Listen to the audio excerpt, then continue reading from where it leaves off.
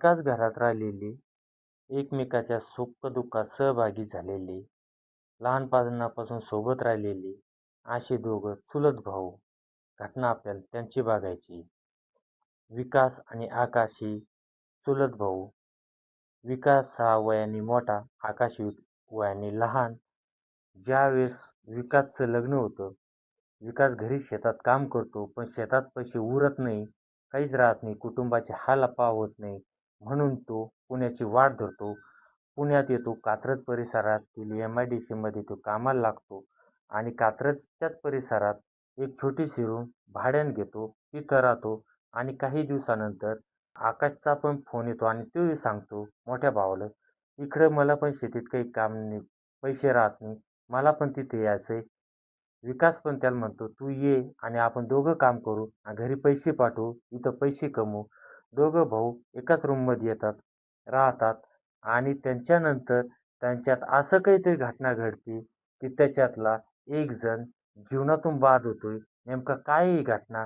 संपूर्ण घटना कलियुगाचा वारा हे यूट्यूब चॅनल सबस्क्राईब करा आणि हो, ही पूर्ण स्टोरी ऐकण्यासाठी शेवटपर्यंत ऐका. त्यावेळेस तुम्हाला कळेल नेमकं हे दोघं भाऊ एकमेकाच्या जीवाला जीव देणारे आज का एकमेकाच्या विरोधात ठाकलेत?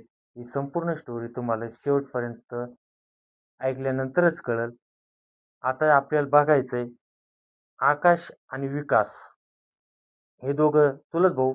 आता हे दोघं जण लहानपणापासून सोबत राहिलेले, सोबत खेळलेले, सोबत बागडलेले आणि त्याच्यानंतर यांचं काय सुख-दुःख सगळं काही कार्य असलं दोघं जणांनी सोबत केलेली. असे वयाचा 2-3 वर्षाचा फरक असलेले दोघं सख्खे चुलत भाऊ. आता एक त्याच्यातला काय होतं, विकासचं लग्न होतं. लग्न झाल्यानंतर त्याला 2 लेकरं होते. पण घराचा संसाराचा गाडा ओढताना मित्रांनो, शेतीत पैसे उरत नाही. कारण खत औषधीचे भाव वाढले, गगनाला भिडलेत. त्याच्यानंतर मजुरीचे भाव दर वाढलेत. त्याच्यानंतर शेतात काही राहत नाही. शेतात पिकवायला खूप खर्च येतो. पण विक्री करायला गेल्यानंतर शेतकऱ्याच्या हातात फक्त एक मातीमोल असा भाव आणि त्याला विकावं लागतं.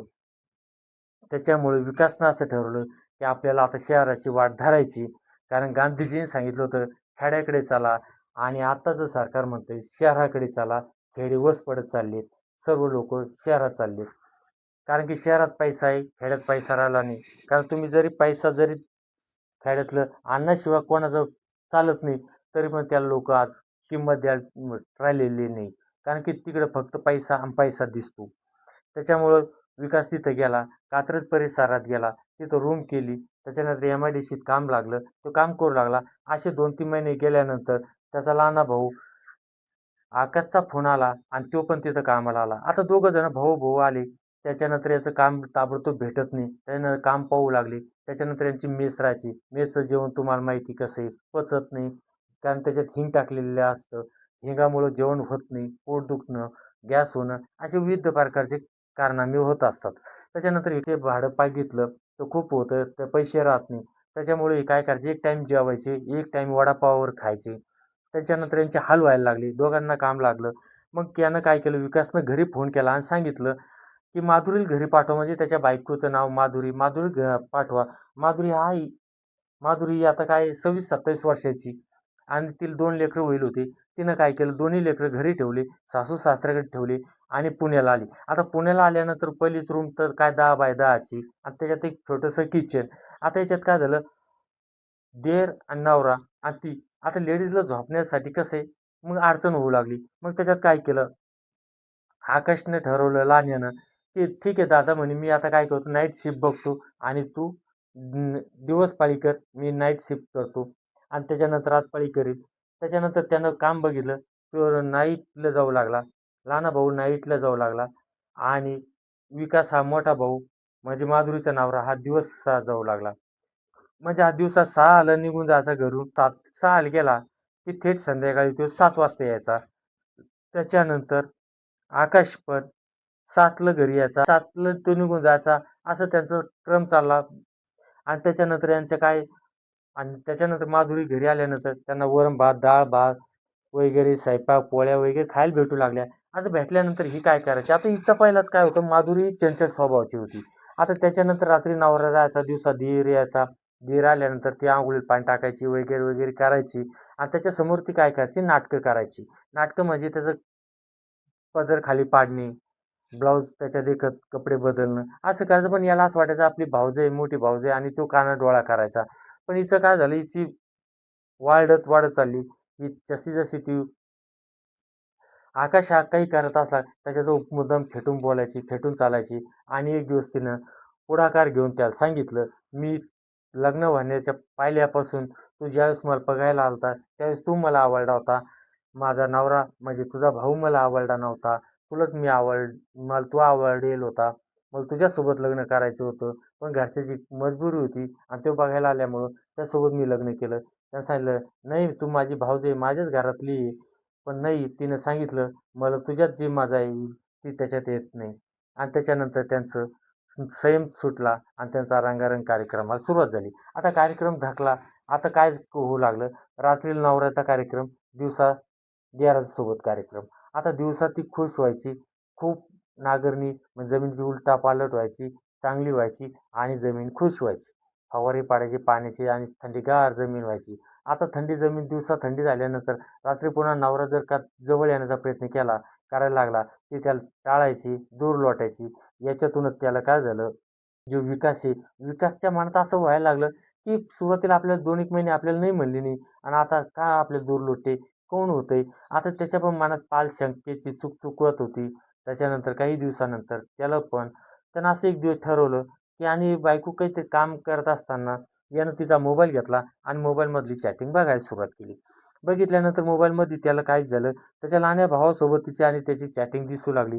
त्यानं वाचली. वाचल्यानंतर त्याच्या पायाखाली जमीन हादरली. डोक्यावर आभाळ कोसळलं. कारण की जो आपला लहान भाऊ म्हणजे याला आपण जीवापेक्षाही जास्त जपलेला आणि हा आणि या आपल्या धर्मपत्नीचं अनैतिक संबंध आहे. हे ज्यावेळेस त्याला कळाले, त्यावेळेस त्याची हादरून गेला. कोणताही व्यक्ती असला हादरून जाईल.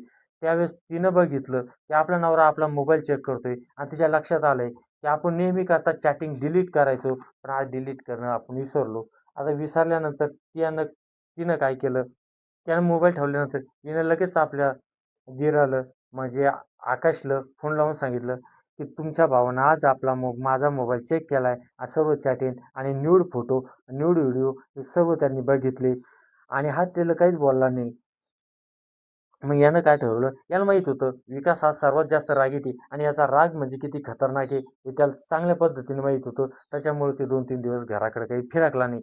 आता फिरकला नाही म्हणल्यानंतर तो आलाच नाही, रूमकडे आलाच नाही. तिकडेच काम करायचं आणि तिकडेच राहायचं आणि तिकडेच करू लागला. मित्राच्याच रूमवर राहू लागला.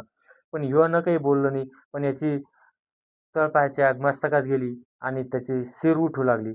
त्याच्यानंतर त्यानं काय केलं, एक हातगाडीहून एक चाकू घेतला त्याचा शोध करत असताना फोन लावत होता. पण फोन त्याचा सतत बंद येत होता. नंतर त्यानं असं ठरवलं आणि रात्रीच्या टायमाला तो गेला. जिथं जो कामाला होता, तिथं तो कामासाठी गेला आणि त्यानं सांगितलं, की "तुला माझ्यासोबत काहीतरी बोलायचंय." आणि भाऊ असल्यामुळं पण त्या कंपनीच्या वॉचमननं त्याला आत सोडलं आणि त्यानं भावाला गोड बोलून बाहेर आणलं. बाहेर आणल्यानंतर रोडवर आणल्यानंतर त्यानं जे स्वतःच्या खिशातला पडलेला चाकू होता, तो चाकू काढला आणि सपासप वार केले. इतके वार केले की त्याचा जो भाऊ होता, त्याचा जीव की प्राण होता, तो रक्ताच्या थारोळ्यात डायरेक्ट काळ्या रोडवर लाल रक्ताचा सडा पाडला आणि खाली पडला. कारण की हे टाईम होता फेब्रुवारीची महिना होता. थंडीचे थोडे बोचरी थंडीचे दिवस होते.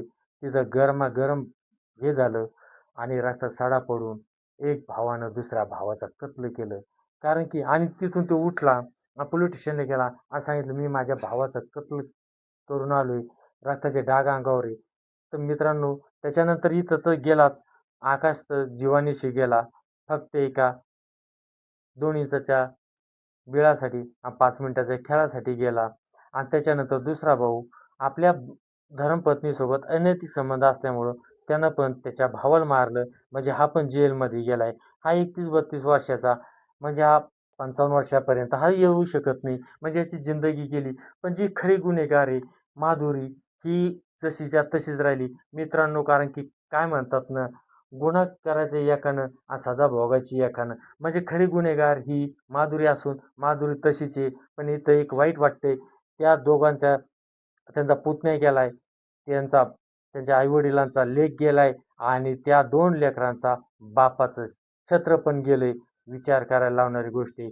फक्त बाईनं आपल्या 5 मिनिटाच्या वासनेच्या खेळासाठी आपला संसार उद्ध्वस्त करते. आणि आणखीन मला याचं वाईट वाटलं, की ती जिवंत आहे. अजूनही ती लफडे करायला तयार आहे. म्हणजे विचार करा मित्रांनो, म्हणजे काय आहे ना, की जे वासनात हे लोकं खुल्ले-खुल्लेच राहतात आणि आपले लोक जे काही संबंध नसतो म्हणजे थोडा असतो संबंध, पण जे त्यांची शिकार बांधतात, खरे तेच शिकारी बनले जाते आणि जे खरे गुन्हेगार असते ते मोकार सुटते. कारण की आता इथं माधुरीचा नाहीच आहे. हिला कोणताच पुरावा तिच्यावर नाही. म्हणजे ही खुल्लीच राहणार आहे. म्हणजे अजूनही ती लफडे करायला, लचांड्या करायला मोकळी झालेली. पण त्या मुलांना लेक भेटू शकत नाही. मग ह्याच आपल्या व्हिडिओतून हाच संदेश द्यायचा आहे. आपल्या YouTube चॅनलच्या माध्यमातून हा संदेश द्यायचा आहे. मित्रांनो काहीच करा, फक्त अनैतिक संबंधापासून किती जर चालून आली, किती जर पूर्ण कापड काढून जर तुमच्या समोर उभी राहिली, तरी तिच्यासोबत अनैतिक संबंध प्रस्थापित करू नका. जर करायची जर इच्छा असेल, कारण कसं आहे पोटाची भूक भागल्यानंतर पोटाखालची भूक उड्या मारते. मित्रांनो प्रत्येक ठिकाणी तुम्हाला सुविधा उपलब्ध आहे. लॉजिंग आहे, चौकट आहे. 500, 400, 300 रुपयापासून सुरुवात होते. तिथं जाऊन तुमची कामवासना शमवू शकता. कारण तिथं तुमच्यासोबत क्राईम कोणताही घडू शकत नाही. पण ह्या ठिकाणी क्राईम हा जीवानीशी खेळला जातो. त्याच्यामुळं तुम्ही सावध राहा आणि सावधान राहा. जय हिंद, जय महाराष्ट्र.